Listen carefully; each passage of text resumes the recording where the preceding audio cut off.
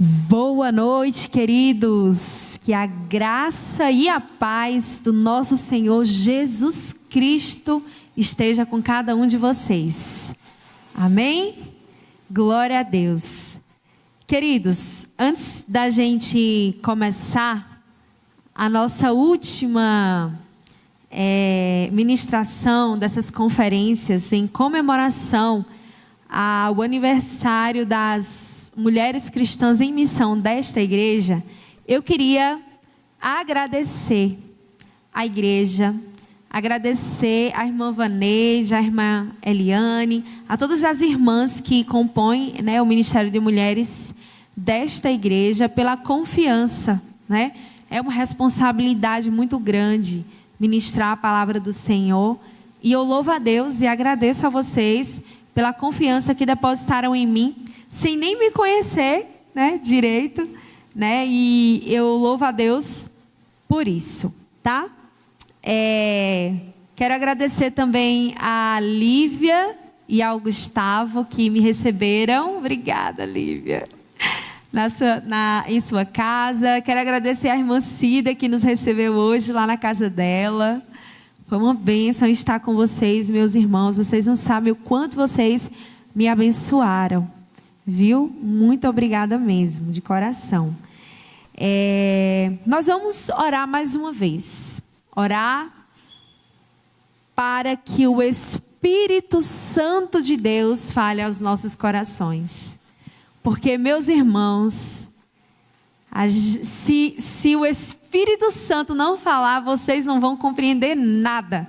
Se eu posso fazer o discurso mais persuasivo, se o Espírito Santo de Deus não ministrar o coração de vocês, vocês não vão compreender. E é por isso que nós vamos orar a Ele, porque é Ele que fala. É Ele que, tudo dEle, por Ele e para Ele. Amém? Senhor, muito obrigada por essas conferências. Muito obrigada por tudo aquilo que o Senhor colocou no meu coração. E muito obrigada pela oportunidade de compartilhar com os meus irmãos. Nesta noite, nesta última conferência, eu quero te pedir, Senhor, finaliza esta obra que o Senhor iniciou desde ontem aqui, através dessas conferências. E que o Senhor continue ministrando aos corações que estão aqui. Que eles sejam cheios da Tua palavra, Senhor. Em nome de Jesus. Amém. Queridos, quem esteve aqui ontem à noite, lembra que nós falamos sobre a nossa missão. E a nossa missão é glorificar o nome de Deus. A nossa missão é fazer com que Deus seja visto e adorado através das nossas vidas. Isso é glorificar a Deus e essa é a nossa missão, independentemente de qualquer coisa que você faça, dos seus dons, talentos, profissão, ministério, onde você esteja, se é na padaria, se é no supermercado, se é na rua dirigindo, se é, enfim, na fila do banco, com a sua família, na escola, na faculdade, no seu trabalho. A sua missão é se deixar ser usado pelo Espírito Santo de Deus para que as pessoas vejam Deus na sua vida. E Ele seja adorado através da sua vida. Essa é a nossa missão. A gente falou também hoje pela manhã que fazer coisas para Deus é importante. A obra é importante, o trabalho é importante. Mas a gente precisa entender que mais importante do que fazer coisas para Deus é estar com Deus. Porque quando nós estamos com Ele, nós cultivamos um relacionamento com Ele, Ele mesmo nos capacita para fazer aquilo, para cooperar com aquilo que Ele já está fazendo neste mundo. A gente consegue discernir, a gente consegue perceber e a gente consegue então ter uma ação pontual naquilo que Deus já está fazendo neste mundo. Mas se nós não nos relacionarmos com Deus por meio da oração, por meio da palavra, por meio da comunhão com os nossos irmãos, nós vamos inclusive fazer coisas que Deus não pediu para a gente fazer e Deus não vai ser glorificado. Então, a gente precisa entender que estar com Ele é mais importante do que fazer coisas para Ele. A nossa relação com Deus é que nos fortalece para que a gente possa, então, glorificar o nome dEle. E eu queria concluir esta série de conferências que tem esse tema, fortalecidos na presença do Senhor. Eu queria concluir falando com vocês que o nosso amor a Deus, ele nos conduz a amar as outras pessoas. É o primeiro e o segundo mandamento. Amar a Deus acima de todas as coisas e amar ao próximo como a nós mesmos. Esses dois mandamentos, queridos, eles estão estritamente conectados. A verdade é que, se eu não amo a Deus, eu não posso amar Joane. Se eu não amo Joane, eu não posso amar a Deus. Porque a palavra diz, como é que você pode amar a Deus a quem você não vê, se você não ama o seu irmão a quem você vê? Então, se eu não amo a Deus, ou seja, se eu não me relaciono com Deus e com a sua palavra, eu não vou estar capacitado para amar. Mas se eu amo a Deus, ouvindo a sua palavra, me relacionando com Ele, mas eu não deixo transbordar desse amor na vida de outra pessoa, então isso significa que eu não estou amando a Deus. Talvez eu seja um religioso, qualquer outra coisa, mas amando a Deus, eu só amo a Deus quando eu amo o próximo. E é por isso que o tema dessa última conferência é: quando somos fortalecidos na presença de Deus, Ele nos capacita para fortalecer outras pessoas. E meus irmãos, se isso não acontecer, alguma coisa está errada. As irmãs acabaram de cantar: Senhor, enche-me de Ti, até transbordar. Mas transbordar para quê? Esse transbordar é para quê? É simplesmente para jogar fora? Para descer pelo ralo? Não. É para transbordar na vida de outra pessoa. Nós andamos em espírito para transbordarmos,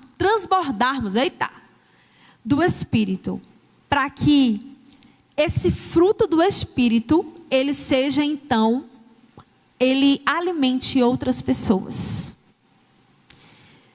E eu queria que vocês abrissem o texto de João no capítulo 15. Nós vamos começar com ele nesta noite. Evangelho de João no capítulo 15.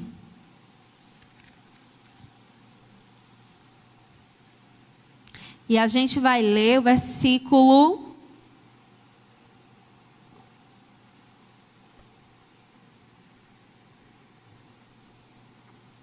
versículos 15, 16 e 17. Amém? Diz assim a palavra do Senhor: vocês não me escolheram, mas eu os escolhi para irem e darem fruto, fruto que permaneça, a fim de que o Pai lhes conceda o que pedirem em meu nome. Este é o meu mandamento: amem-se uns aos outros.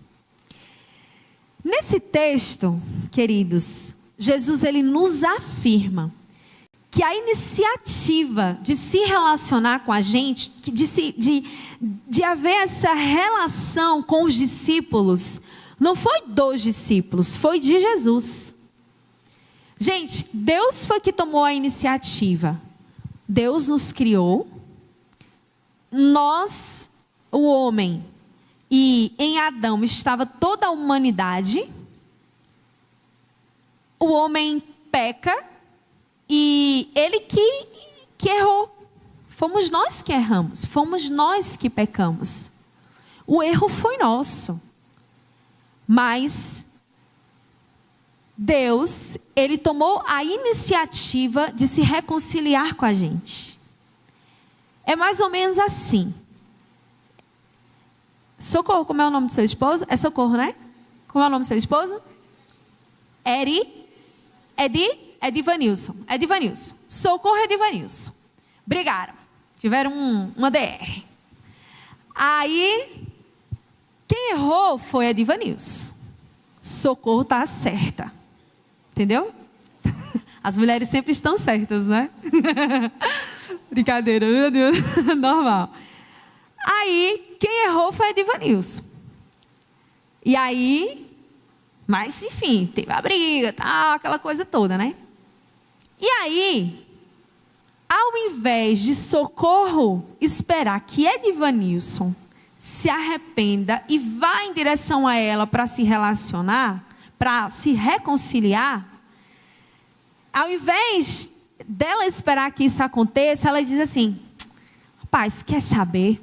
É melhor ser feliz do que ter razão. Eu vou me reconciliar com ele. E ela então vai em direção a ele para restaurar essa relação. Foi isso que Deus fez com a gente.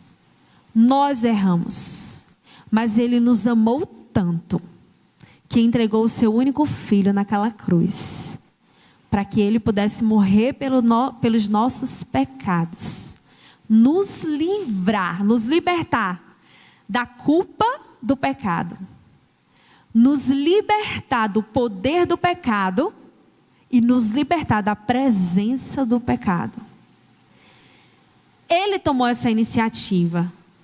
E aqui Jesus ele está afirmando para os seus discípulos: vocês não me escolheram, eu escolhi vocês para irem e darem fruto. E aí, ele vai dizer que ele os escolheu com um propósito.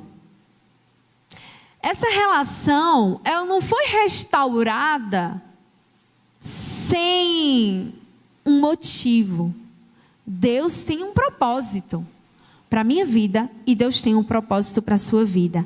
Jesus, ele tem um propósito bem específico para os seus discípulos. E esse propósito é que nós pudéssemos produzir fruto. Ou seja, que a gente pudesse viver de maneira que a gente pudesse refletir o caráter de Deus e os valores do reino de Deus. Hoje de manhã a gente falou sobre essa questão do caráter, né? Como é que o caráter de Cristo, ele é construído em nós.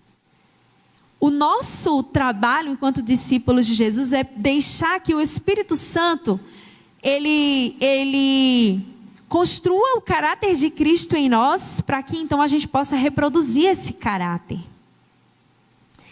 E aí ele vai dizer que esse fruto é permanente. Ou seja, não é um fruto que é perecível. Essa palavra permanente, ela está ligada à eternidade. É um fruto que tem valor eterno. É uma coisa que dura para sempre.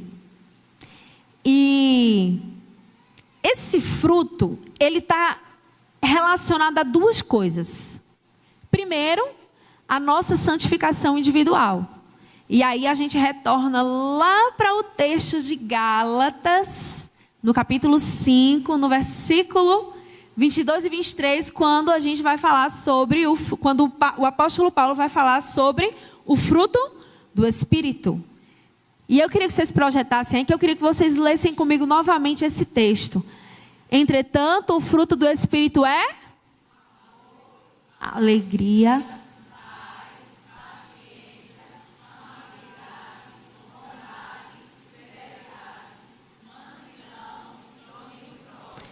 esse é o fruto do Espírito. Aquela tangerinazinha que tem vários gominhos, não é verdade? Então, esse fruto, essa santificação individual é a primeira coisa que, então, esse fruto que é permanente está relacionado. E sobre santidade, eu queria desmistificar uma coisa que às vezes a gente acha que ser santo é ser perfeito. E a verdade, queridos, é que a gente não vai conseguir ser perfeito aqui nessa terra. A gente sempre vai ter algo para melhorar. Enquanto nós estivermos aqui. Por quê? Porque o pecado ainda está presente. Nós estamos sendo salvos do poder do pecado. Fomos libertos da culpa, já foi. Não há condenação sobre aqueles que estão em Cristo. Mas nós estamos sendo salvos do poder do pecado. E isso é processo de santificação. Tinha um professor no seminário que ele dizia para mim assim, Sabino, santidade não é nunca se sujar. Santidade é sempre se lavar.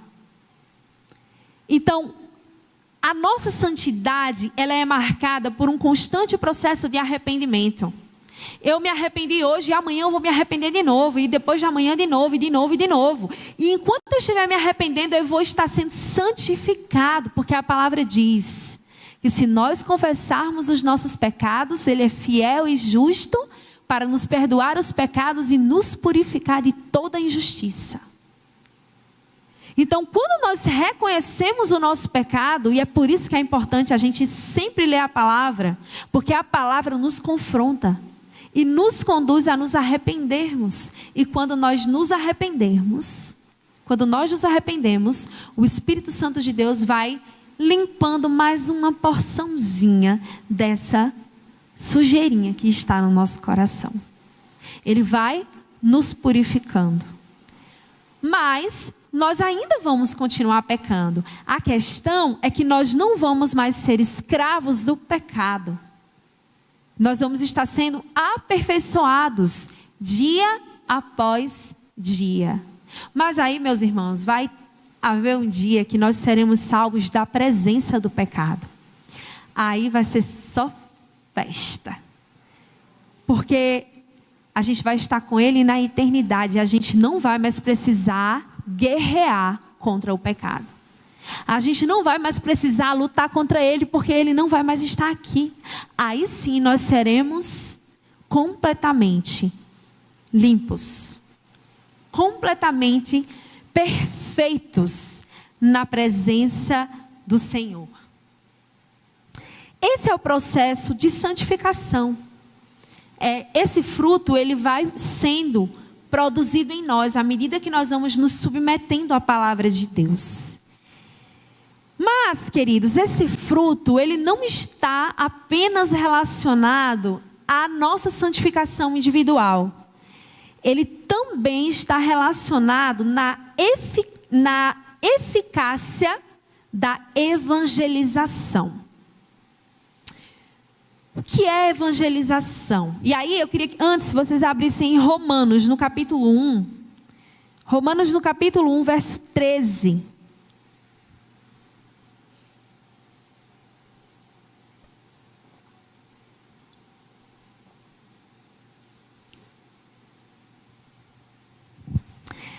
Amém? E ele diz assim, o apóstolo Paulo diz: quero que vocês saibam, irmãos, que muitas vezes planejei visitá-los, mas fui impedido até agora. Meu propósito é colher algum fruto entre vocês, assim como tenho colhido entre os demais gentios. Então, a evangelização é o primeiro passo do discipulado. Você quer fazer um discípulo de Jesus? A primeira coisa que você precisa fazer é evangelizar essa pessoa. Você precisa conduzir a fé dela a Jesus Cristo. Gente, todo mundo tem fé. Porque é impossível você viver nessa terra sem você, com você tendo certeza de tudo, de todas as coisas. Não tem como. Você vai no médico, o médico passa um remédio, você vai tomar. Alguém garante que você vai ficar bom? Não. Você toma pela fé. Não tem como você ter certeza de tudo. Então você vai ter fé em alguma coisa. Se não é em Deus, vai ser em você ou em qualquer outra coisa. Mas é impossível alguém viver tendo certeza de completamente todas as coisas. Qual é o nosso papel? É conduzir a fé das pessoas que estão à nossa volta, daqueles que ainda não creem na verdadeira fé que salva, é conduzir a Jesus Cristo. A fé em Jesus Cristo. Então esse é o primeiro passo do discipulado. A pessoa, ela precisa crer que Jesus é o Senhor e Salvador da vida dela. Mas aí, gente, tem uma coisa que eu sempre gosto de pensar, é que uma coisa é você saber que Deus é bom. Outra coisa é você provar da bondade de Deus. Jó era um homem justo, íntegro, que amava a Deus, que obedecia aos seus mandamentos. Jó passou um sofrimento muito grande. Jó era um homem muito rico, um homem de posses. Ele tinha uma família muito grande. Ele perdeu tudo que ele tinha. E Jó disse: Senhor, e depois de tudo que Jó vivenciou, então Deus restaura Jó. Deus ele restaura a vida de Jó. E Jó, em uma determinada vez, uma certa vez ele disse: Senhor, antes eu te conhecia de ouvir falar, mas agora eu te conheço de andar contigo. Muitas vezes a gente só conhece Deus apenas de ouvir falar. Mas quando nós provamos dessa bondade de Deus, então nós conhecemos a Deus verdadeiramente. E o que eu queria que vocês entendessem, meus irmãos, é que Deus, Ele vai usar as nossas vidas, esse fruto que é produzido em nossas vidas, o amor, a paz, a amabilidade, a bondade, a benignidade, a mansidão, o domínio próprio, não é para a gente, é para o outro provar de Deus. E quando as pessoas provam de Deus através desse fruto, dessa nossa santificação individual, elas têm uma experiência real com Deus. E então elas são atraídas pelo amor de Deus através das nossas vidas. Queridos, Deus, Ele não nos dá nada para a gente ficar para a gente mesmo. Para a gente usufruir, para o nosso bel prazer. Somente. Tudo aquilo que Deus nos dá é para que a gente possa compartilhar com as outras pessoas. Eu estava conversando com as irmãs no almoço hoje. Se você recebe alguma bênção de Deus, mas essa bênção para em você, isso não significa vida. Isso não é bênção. A bênção, ela flui. Ela passa. Sabe, irmã Cida? Ela é transmitida de uma pessoa para outra pessoa. Isso significa vida. Agora, quando algo fica parado, isso significa morte. Eu aprendi a dirigir, minha gente. Eu não sabia. Eu só tinha carteira. Porque eu estudei muito para passar, para tirar a habilitação. Estudei muito, fiz lá contei lá, 1, 2, 3, 4, 5, tal. Fiz tudo certinho, passei. Só que eu não sabia dirigir. Tirei a carteira de habilitação, mas eu não sabia dirigir porque eu não tinha carro. Eu só pilotava, eu tinha uma motozinha.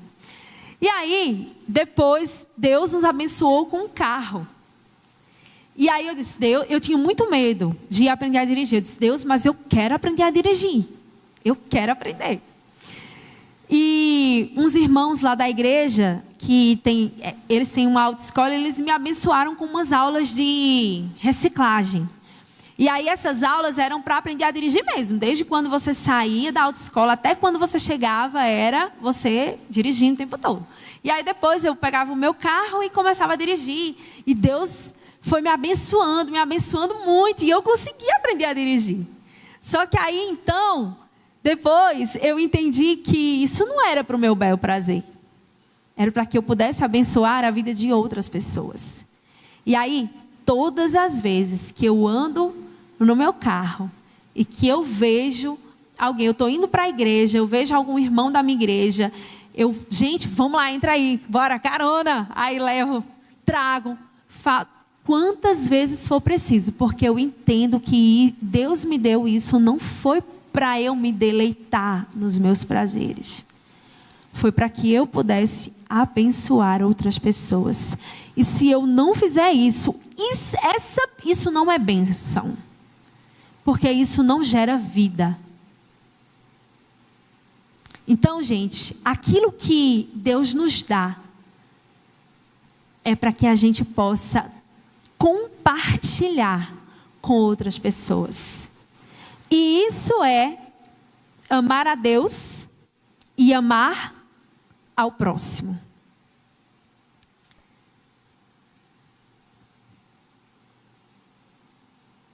E aí, eu queria hoje, de maneira mais específica, conversar com vocês sobre como é que a gente pode, como é que esse fruto do Espírito, que é gerado pelo Espírito Santo em nossas vidas, como é que ele nos ajuda a fortalecer aqueles que se aproximam de nós, cumprindo então o propósito de glorificar a Deus. E aí, a primeira coisa é, o cabeça é o amor. E aí, eu queria dizer para vocês que todas essas outras características, a alegria, a paz, a paciência, a bondade, a benignidade, a fidelidade, a mansidão, o domínio próprio, são formas diferentes de amar. Porque quando a gente vai lá para o texto de Coríntios, não precisa vocês abrirem, gente, só para a gente correr aqui. Quando a gente vai para o texto de 1 Coríntios, em que o apóstolo Paulo vai definir o que é o amor, ele vai dizer que o amor é paciente, o amor é bondoso, o amor não inveja, não se vangloria, não se orgulha, não maltrata, não procura seus interesses, não se ira facilmente, não guarda rancor. O amor não se alegra com a injustiça, mas se alegra com a verdade. Tudo sofre, tudo crê, tudo espera, tudo suporta. Então, todas essas outras características, elas são formas diferentes da gente poder amar as pessoas. Porque o amor é exatamente isso. E é interessante que no texto, no último versículo desse capítulo 13 de 1 Coríntios, o apóstolo Paulo, ele diz assim: assim permanecem agora esses três, a fé, a esperança e o amor. E ele diz, e o maior deles, porém, é o amor. Aí a gente pensa, por que o amor é o maior de todos eles? A verdade, gente, é que um dia a gente não vai mais precisar ter fé. Por quê?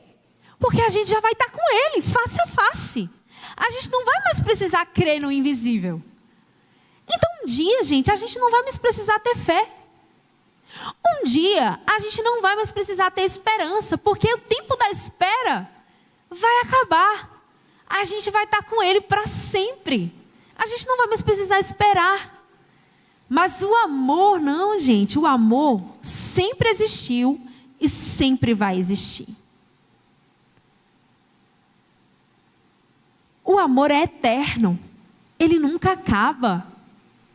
Ele nunca acaba. Então é por isso que a nossa maior ocupação precisa ser em amar. Amar a Deus, que é a fonte de todo o amor, e transbordar na vida das outras pessoas para que elas também possam ser atraídas pelo amor de Deus. E aí, quando a gente está alegre, a gente está amando. Porque a alegria, ela não é apenas felicidade. A alegria é uma profunda satisfação de contentamento que vem de Deus. Independente das circunstâncias. Não são as circunstâncias que vai determinar a nossa alegria. É a satisfação e o contentamento que nós temos em Deus, de saber que Ele é suficiente em nossas vidas. E aí, quando a gente demonstra essa alegria, gente, quando a gente expressa essa alegria, a gente transforma o ambiente que a gente está. As pessoas, elas são contagiadas com a nossa alegria. Inclusive, ela ajuda a aliviar o estresse, ela ajuda a aliviar a ansiedade. E é dessa forma que a nossa alegria, ela impacta a vida das outras pessoas. Caramba, você está passando por essa situação e você está assim, contente. Não é por causa da circunstância, é porque a gente sabe quem é que está cuidando da gente. A gente sabe que Ele é suficiente, é dessa forma que a gente alimenta a vida de outras pessoas. E quando a gente pensa na paz, por exemplo, a paz, gente, se refere a uma tranquilidade, a um descanso de que nós temos em Deus, mesmo em meio aos conflitos e às dificuldades da vida. A Bíblia vai falar em outras partes que é uma paz que excede todo o entendimento. Ninguém consegue entender. Você está passando por um conflito, por uma dificuldade, mas você está em paz. Você está tranquilo, você está descansando em Deus, porque você sabe que Ele está trabalhando. Você sabe que Ele está agindo o tempo todo. Então, quando nós cultivamos essa paz em nossas próprias vidas, a gente pode criar um ambiente tranquilo para os outros. E isso pode proporcionar para as pessoas uma certa estabilidade, um senso de segurança. Isso alimenta as pessoas disso. Eu tenho uma amiga que ela foi extremamente importante no meu processo de conversão. E ela, na faculdade, tinha muito trabalho para fazer, muito seminário para apresentar, muito texto para ler, e eu ficava agoniada. Ai, meu Deus, você tem que fazer isso, que tem que fazer aquilo, estressada, aquela coisa. E essa minha amiga cristã, ela, Sol, fique em paz. Deus está no controle de todas as coisas. Aí eu dizia, Rosa, pelo amor de Deus, tu não sabe que a gente tem que fazer isso, que a gente tem que fazer aquilo, que não sei o quê, que não sei... Mas Sol, de que adianta você ficar desse jeito, minha irmã? Gente, vocês não têm noção o quanto que essa tranquilidade de Rosa me alimentava e me fez provar do amor de Deus, porque de fato não adiantava me preocupar daquela forma, nada ia acontecer, só ia piorar a situação. Eu precisava aprender a descansar em Deus, eu precisava aprender a ter paz, e aquela paz que Rosa cultivava na vida dela, através da presença de Deus, me fazia provar do amor de Deus. E a paciência? A paciência envolve a gente ser lento para se irar. Gente, é difícil desenvolver a paciência. Suportar as circunstâncias difíceis com perseverança. Ser paciente com os outros pode ajudar eles também a se sentirem compreendidos, a se sentirem apoiados, especialmente quando eles estão sendo desafiados por alguma circunstância que é oposta, que traz angústia para ele. E essa paciência, gente, alimenta eles e faz também com que eles provem do amor de Deus. E a bondade? A bondade envolve a gente ser generoso e atencioso com as outras pessoas. Atos de bondade podem ter um impacto profundo na vida das pessoas. Quando a gente é generoso com as outras pessoas, elas podem ver, experimentar e conhecer o Deus que é provedor. A benignidade, então, se refere à gentileza e à compaixão. É o trato, é a forma como a gente trata as outras pessoas. Não necessariamente dando algum bem material, não, mas é a forma como a gente trata, sabe? É a compaixão. Quando eu era católica, quem estava aqui ontem, eu não sei se foi ontem ou se foi hoje que eu falei, mas eu falei que eu quase fui freira, né? E eu usava um escapulário aqui no pescoço. Um escapulário que tem a imagenzinha dos santos aqui na frente e atrás. E uma vez eu estava indo para o trabalho e eu estava sentada na praça esperando abrir a loja, que eu trabalhava numa loja de fotografia. E aí chegou um irmão, eu não sei de que igreja que ele era, mas ele estava com a Bíblia e ele era aqueles irmãos que estavam lá pregando ali na praça, né? Ele olhou para mim, socorro, e disse assim: tira esse negócio do seu pescoço, esse negócio está atrasando a sua vida, você vai para o inferno, não sei o que, Gente, esse irmão, ele não teve um pingo de compaixão de mim. Ele não teve um mínimo de misericórdia. Ele não me amou. Ele quis simplesmente, goela abaixo assim, enfiar a palavra e, enfim, ele queria que eu me convertesse ali no poder dele, não no poder do Espírito Santo de Deus. E essa minha amiga Rosa, ela nunca discutiu a minha religião comigo, nunca. Ela nunca disse assim, ela foi compassiva comigo, ela foi misericordiosa. Ela simplesmente me amou, ela foi benigna comigo. E esse amor que ela teve por minha vida me alcançou. Me fez provar da compaixão de Deus, da misericórdia de Deus. E eu sou hoje um fruto do transbordar do Espírito Santo na vida dela. Porque ela foi benigna, ela foi compassiva comigo e então ela foi usada por Deus para me abençoar. A fidelidade, gente, às vezes a gente olha para a fidelidade e a gente pensa que fidelidade está apenas relacionado a você adulterar ou não. Está relacionado apenas ao ato conjugal, mas não é. A fidelidade envolve você ser fiel e confiável nos seus relacionamentos e nos seus compromissos. É você ter uma lealdade constante a Deus e aos outros.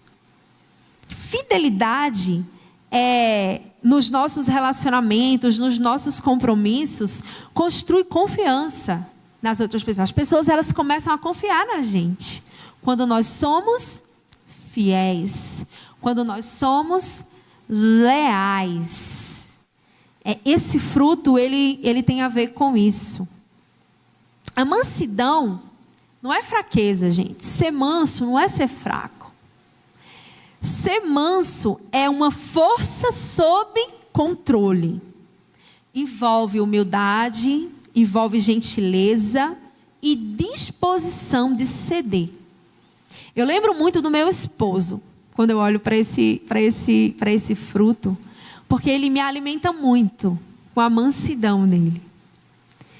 Porque muitas vezes ele tem essa disposição de ceder, de entender que ele não está numa guerra, que ele não precisa fazer força, ele não precisa agir de violência para que ele possa vencer as discussões e coisas assim, desse tipo. E essa mansidão acalma os conflitos. Essa mansidão promove uma compreensão, encoraja a comunicação aberta e sincera. Porque a gente sabe que a gente pode falar que a gente não vai ser julgado, ou que a outra pessoa, ela não vai, enfim, nos crucificar, né? E por último, eu queria falar sobre o domínio próprio. O domínio próprio se refere à capacidade de controlar os nossos desejos. Né? Então, às vezes, a gente está com vontade de esganar aquela pessoa que está chateando a gente. E a gente fica com vontade de tratar ela mal, de se irar, enfim. Mas a gente consegue controlar, e quando a gente demonstra o domínio próprio, a gente evita situações constrangedoras que podem prejudicar as nossas relações, inclusive. Além da gente também ser um exemplo positivo para as outras pessoas. Então, gente, eu fiz essa explanação para que você possa entender que esse fruto da santificação individual não é para que a gente chegue na congregação e as pessoas digam: olha, vejam como eu sou uma pessoa santa. Não é isso, gente. Esse fruto é para que você possa abençoar outras pessoas. É para que outras pessoas sejam fortalecidas com a presença de Deus, provem da bondade, do amor de Deus e queiram se relacionar com esse Deus que você se relaciona. Esse é o grande propósito.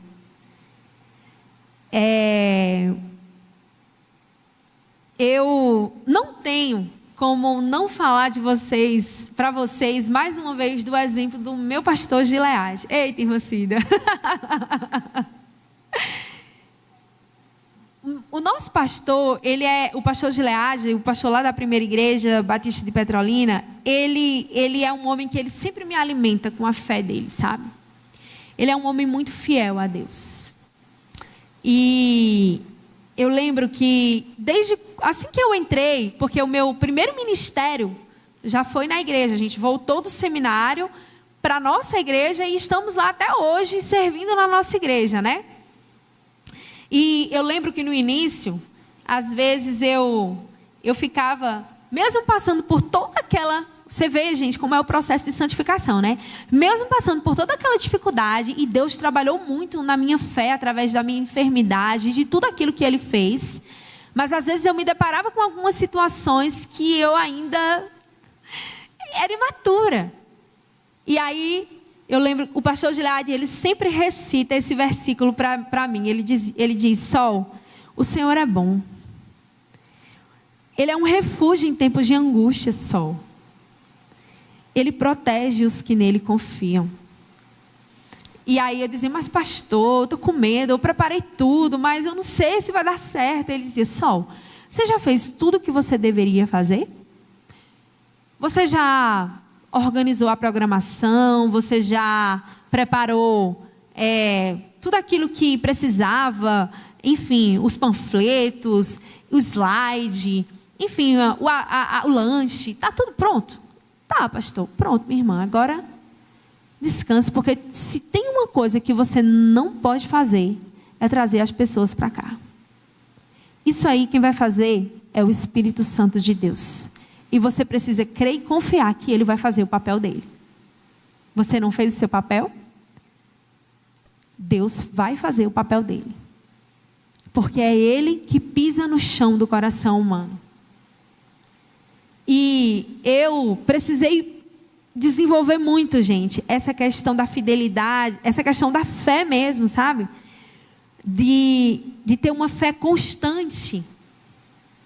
Porque eu era uma religiosa que fazia coisas sem nem saber por que estava fazendo. E eu ainda estou nesse processo de crescimento espiritual. Mas eu percebo que eu não estou aonde eu gostaria de estar. Mas eu também não estou aonde eu estava antes. Eu cresci. E é esse processo de santificação que Deus vai fazendo na nossa vida através também das pessoas que estão à nossa volta. Então esse alimento, gente, não é só para as pessoas não crentes, não. É para a edificação do corpo. Nós fortalecemos uns aos outros à medida que nós vamos transmitindo alegria, à medida que nós vamos cultivando a paz, à medida que nós vamos sendo pacientes uns com os outros, bondosos, benignos.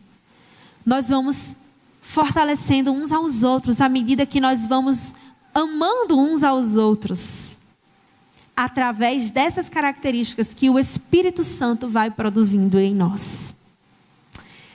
E aí, meus irmãos, eu sou chorona, né? Valeu.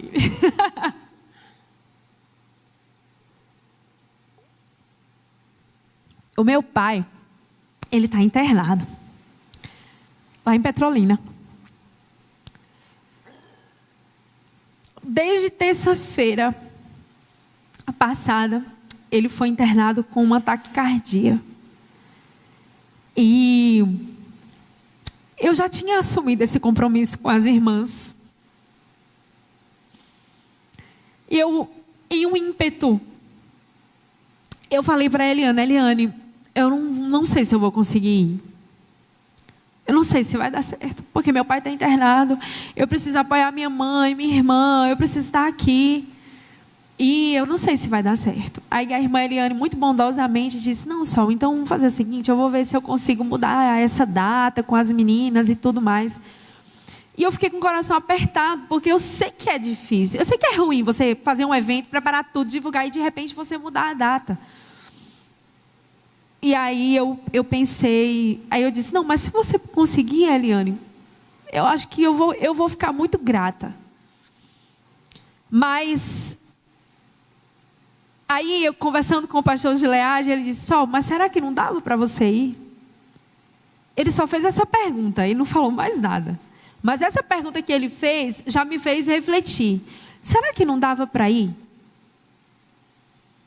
Será que não dava para confiar que Deus está cuidando dele? Que Deus vai providenciar as pessoas para ficar com ele? Que Deus vai providenciar as pessoas para dar apoio para minha irmã, para o meu pai? Será que não dava para confiar? E aí, meus irmãos, eu falei para Eliane, eu vou. Eu conversei com meu esposo, conversei inclusive com meu pai, com a minha mãe. Eles disseram, vai minha filha, vai cumprir com esse compromisso que você assumiu. Deus está cuidando da gente. E aí eu disse, conversei com meu esposo, eu disse, amor, então eu vou. E aí eu falei com a Eliane e disse, Eliane, mantém e vai dar certo. Porque Deus é bom. Deus está cuidando de todas as coisas. E isso, gente, é fruto de um processo. De um processo de santificação que Deus foi fazendo na minha vida através da minha comunidade. Através das pessoas que estão comigo, que estão me lembrando de quem Deus é. E daquilo que Deus pode fazer. Porque nós precisamos ser alimentados constantemente dessa verdade. E é amando uns aos outros que nós vamos viver essa experiência de fortalecimento mútuo. À medida que Deus nos fortalece, nós vamos fortalecendo uns aos outros por meio do fruto do Espírito. E através disso, nós vamos promovendo santificação na nossa comunidade.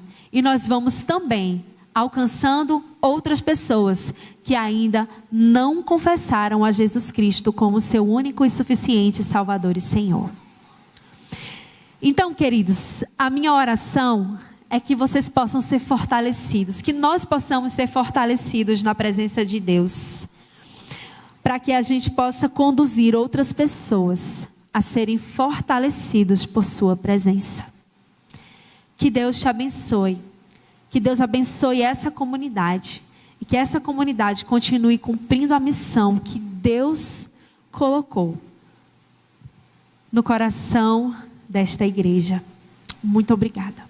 Em nome de Jesus. Amém.